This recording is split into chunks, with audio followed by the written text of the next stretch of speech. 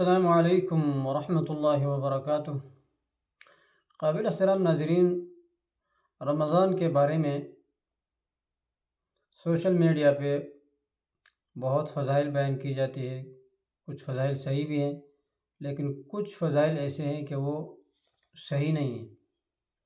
مثال کے طور پر ان میں ایک بات یہ کہی جاتی ہے کہ رمضان کا پہلا حصہ جو ہے، پہلا عشرہ یہ رحمت ہے، اور دوسرا عشرہ مغفرت ہے، اور تیسرا جو ہے وہ آگ سے آزادی ہے۔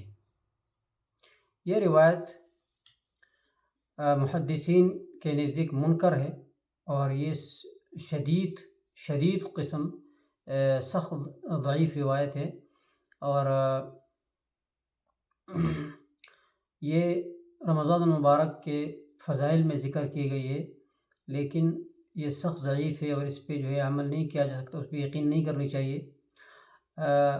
اور رمضان المبارک کا جو مہینہ ہے وہ سارا مہینہ جو ہے وہ رحمت بھی ہے، اور وہ مغفرت بھی ہے، اور وہ آگ سے نجات کا ذریعہ بھی ہے۔ یہ سب شروع سے لے کر آخر تک ہے۔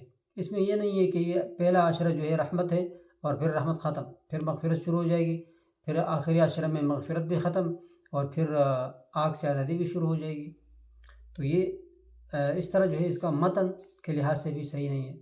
دوسری ایک روایت ہے کہ جس نے ایک فرض ادا کیا رمضان میں تو یہ 70 فرائض کے برابر ہے۔ یہ بھی ایک من گھڑت روایت ہے، محدثین نے اس کو من گھڑت قرار دیا ہے۔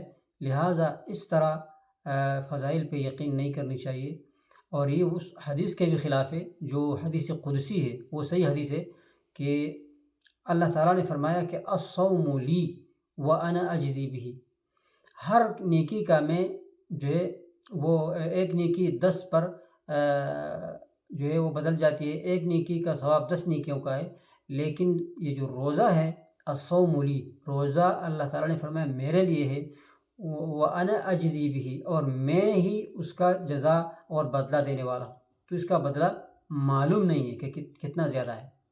اسی لیے اس طرح روایات جس میں کہا گیا ہے کہ 70 کے برابر ہے وغیرہ، یہ صحیح نہیں ہے۔ وما علینا الا البلاغ، وصلی اللہم علی نبینا محمد وعلی آلہ وصحبہ وسلم۔